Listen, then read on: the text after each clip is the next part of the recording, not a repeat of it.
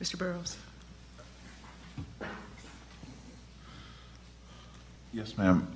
What stands out to me is the fact that you had an incident take place over 3 nights at the largest TAC fighter wing in the Air Force at the time. You had over 3 flights involved and probably well over 150 personnel that were aware of something going on, whether they were listening to it on the radio, whether they were observing something from their location, or were actually up close and personal with whatever was out there. How many times does something come back 3 nights in a row? I've seen very little evidence involving the UFO community where something comes back more than once. We had the distinct pleasure of having something visit us 3 times. As you said, a cover-up began immediately.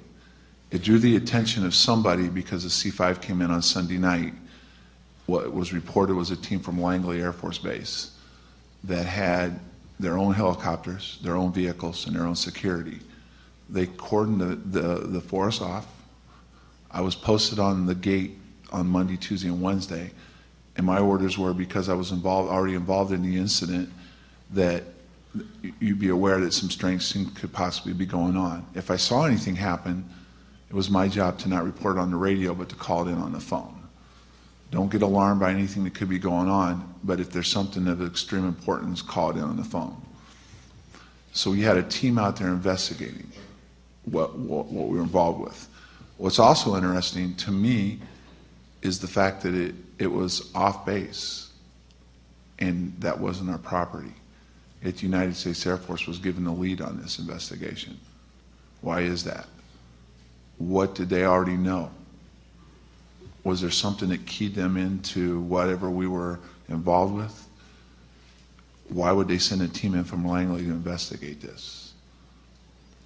From there, after the investigation was concluded with the team and they departed, there was all kinds of rumors of what was going on. What Sergeant Pettis and I did was what we were told to do, is to remain quiet. But over the years, different personnel have come forward and been interviewed about what took place. Different things have come up as far as what was seen. What's clear, and I'm not going to hold anything back on this, almost everybody involved saw something different. They reported something different. They reported different things that they felt and what went on.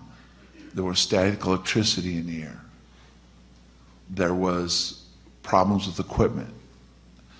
And yet, after all this went on, none of us were ever brought in and officially debriefed.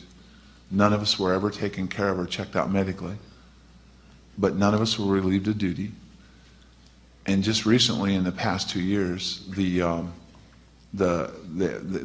deputy base commander at the time, who then was promoted to colonel, ended up being base commander at that and other locations, came out and went on the record and said what he saw out there he felt was of intelligence. It was under intelligence control.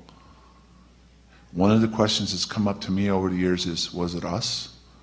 Was it somewhere else? Or could it be both?